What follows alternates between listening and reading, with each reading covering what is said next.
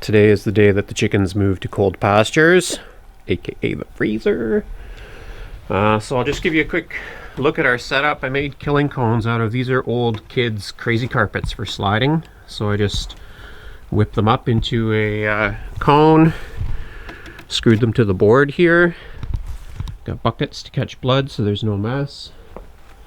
I rented a Plucker. So a gentleman and his son built this Plucker out of an old washing machine. It's got water to rinse off the feathers, which will all come spitting out the end there, and it spins. Wow! Fancy! I've only ever hand plucked before. And he's got a splitter hooked up to the water supply, so I can also run a hose here to fill up the scalding pot. So he was adamant that a propane scalding pot was the way to go, so you can control temperature. You want 152 degrees. Currently at like 65. It's going to take a little while to warm that up. But what I had previously thought about, and I'd cut all this firewood with my dad, is I was going to scald them on wood fire, because that's what we'd always done in the past. You can see I've got a bigger scalding pot here, but I know from watching videos that your scalding temperature is really critical, and it's harder to maintain it with a wood fire, you know, adding water to cool it down, adding wood to warm it up. So if we can keep a really good temperature going, that's going to be key.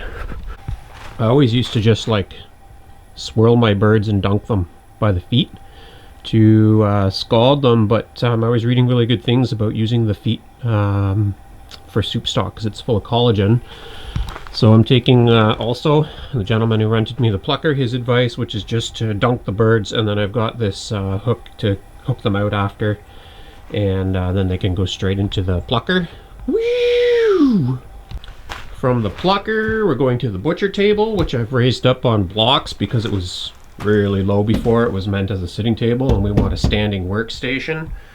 And then we're set up for gizzards, hearts and livers, fat, guts, extra bucket. Remember this fancy birthday knife I got from my sisters? That's going to be the neck chopper, for because we're not going to keep those long necks on them, but we will use the necks. I locked the birds in last night, so they normally have 24-hour access to pasture. I use this poultry netting, which is very effective. I have to remember to turn it off because we got a bunch of kids and people coming to help today, and I don't want anybody to accidentally get a big zap. But this is an old garden, and it was all super tall and weedy. We moved the fence from over there to over here, and the chickens have basically eaten everything right down to the ground and fertilized that garden. So now it just needs like a surface tilthing, and we'll be able to plant in there. This is really rich soil. This whole lump here is like a manure pile from cattle from 20 years ago. When I shut those birds in, that looks like a Jubilee Orpington chick. I was outside and I couldn't chase him in, so I left him out. It went down below zero last night and snowed, and he was wet. But I see that he survived, so that's good.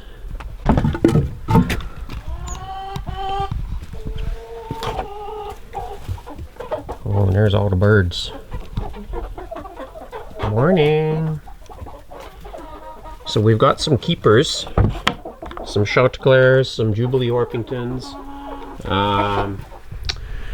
Those little black pair, I keep calling them Morans, but they're not. They're like a Swedish breed. They have a different name. Is it too dark in here? Anyway, there's another coop at this end. Oh yeah, it's too dark. All right, let's have a look at Thrunite's TT20 tactical LED flashlight. Just got this recently in the mail. This is like a much beefier version of the TC15 that you've probably seen me use in other videos. It has the push button at the back, which I quite like, as well as the mode cycling button at the front. Another feature on this flashlight is that it has a two-way pocket clip, which allows you to carry it right side up or upside down.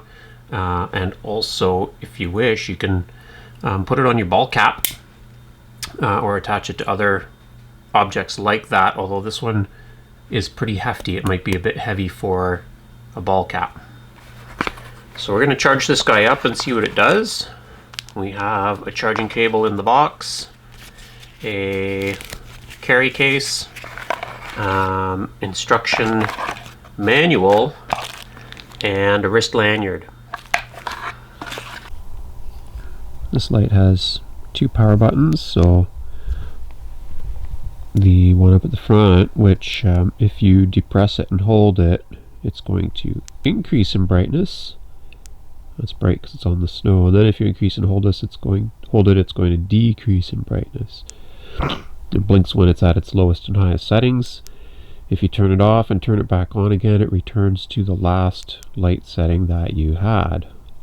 However, if you use the button on the back, you get full brightness. And that's the tactical light. So, as we go through the birds, any of the ones that we're keeping, we put them in the other coop, and eventually this coop will get emptied out of birds that are going into the freezer today, and then it can get cleaned out because it's been in use since June, so there's a fair buildup in there, and then we'll add fresh dry litter so they can winter in there. I did say that I wanted to turn off that electric fence, so let's go do that. Get some lights on in here. Now you can see that's that back coop. I blocked their door off this morning too. There's some chickens that stay on that side and some that stay on the other side. They're free to go wherever they want, but they've chosen sides. There's my Gallagher Energizer, the M600. I'm just gonna unplug it. And as soon as that pot is up to temperature, I'm gonna get started. I was a little bit worried because there's probably 100 birds to do, but the guy that rented me the Plucker was pretty confident that with the number of helpers I've got today, we will be able to do that. Do I look like a chicken farmer today? Rocking the plaid. It's cold out, so I got a toque on. Away we go. Aprons, gloves, sharpener, Roman knives. Highly recommend the use of the kill cones. There's so much less mess. Just restrains the bird. It's much tidier, less traumatic if you've got kids helping out, which I will have shortly. Some helpers coming, my kids and my nephew and niece, so that seems to be the way to do it. You can use like an old road pylon with there's just all kinds of things. Old maple sap buckets, bleach jugs. If you do a search on YouTube or the internet, you'll see tons of options. Good way to do it. What are we at here? Almost 100. We're getting there. I think this is probably ideally a 4-person job. We'll see how it rolls out, but my suspicion is if you have one person bringing the birds over and dispatching them, that's one job. And then you have one person managing the Scald and the Plucker. That's a second job. Your third person is doing the like the final pluck, sort of, but mostly gutting the bird. And then your last person is doing like the final pluck, any pin feathers or little ones that got missed, wiping the birds out with a paper towel, and then bagging them and putting them in the freezer. I think that's sort of your ideal number. So we're gonna roll with that and see how it goes. All right, Scald. Should be like a about a 30-second scald, and then I'm just setting it right on the table, Jared. yep. And then you just check once the wing feathers come out pretty easy. That one's not bad. Then it's ready to go into the plucker. And see the skin came off there on the legs, so this guy's pretty much ready to go. Hey Dad, you want to hit those two switches over here? Just flick those two. Get this thing spinning, and then two of them here. Yeah, both of them. One for the water, one for the spinner. All right.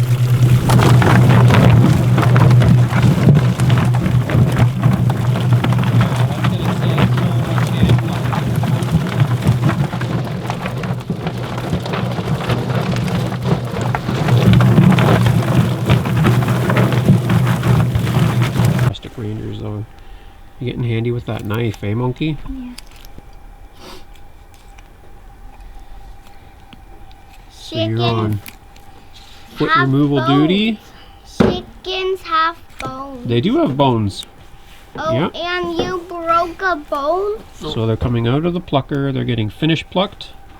My daughter's removing legs. You broke Then they're that. coming over to this side. Grandma's doing innards and necks.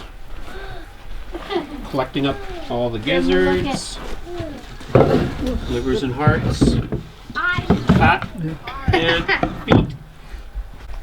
Alright, this is the last chicken going into the scalding pot. We started at 8 o'clock this morning. It is almost 7 o'clock. The plucker has been a huge time saver, but the biggest time saver is having good, helpful people. There's the birds that are getting cleaned. We got feet, fat, hearts, and livers. We got gizzards. Those are going to get bagged up tomorrow. These all these chickens here that you can't see, those are going in. Those are heading into the house to get a once over and to get bagged up. Morning after recap. So we finished at about 9 o'clock last night. It was like an 11-hour day, and we figured out that there were 94 chickens in total. So that felt like a pretty big job done. Wrapping up today. All the chickens are bagged up and frozen. All of the feathers are now in a big garden compost pile. Steve Funfer came by in the night. He's here now. He's going to head out for a little hunt because we're doing a little bit of other wrap up. But we cleaned all the gizzards today. 94 of them. Yeah, 94 gizzards. So those are all cleaned up, and I'm going to put some in the freezer for soups and stews, and then some of them I'm going to try drying down for dog treats. All the fat, there was quite a few pounds of fat, so that's now rendering on the stove. Hearts and livers, they're all bagged up and frozen for eating later. Very careful to remove the gallbladder out of all the livers. And the feet, they're all scalded, skinned, and frozen. And then what other parts were there? That might have been everything. So everything's pretty much tidied up. It was kind of like a day and a half job, I guess. And now we just have our layer hens. I'll show you those guys who are hanging around for the winter. So there's kind of a mixed group here. The speckledy guys are the Jubilee Orpingtons. There are some small speckledy guys, which are partridge chanticleers. There are some white ones at the back. Those are white chanticleers. And then there's those two little black ones. So that, oops, where is she there now? This hen here, and there's a rooster that matches with her. They're some kind of a Swedish black-fleshed breed. They don't really have any pigments. I kept calling them Morans, but that's not what they are. In previous videos, they're, I forget the name of them, but something weird. So I got a few, well, I probably can't show that on YouTube, maybe, I don't know, pails of blood. That's going to the bear bait stand.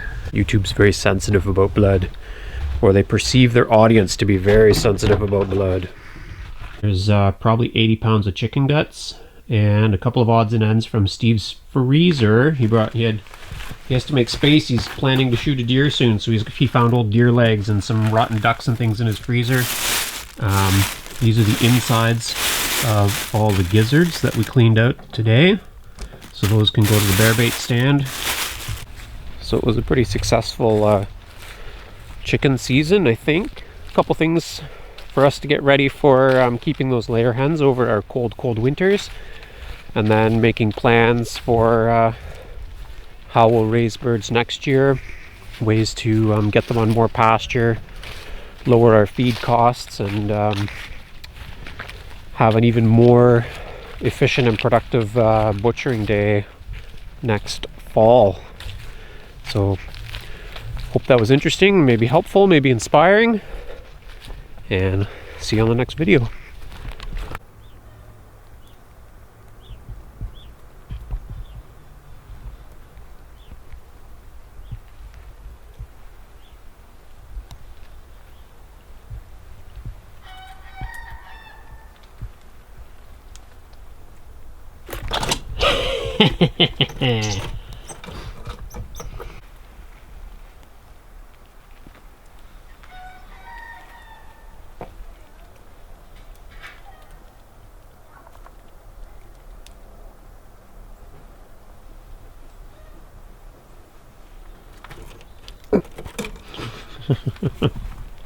I think that squirrel is not going to last very long. Not too bright. He's just so busy stuffing his little face with birdseed.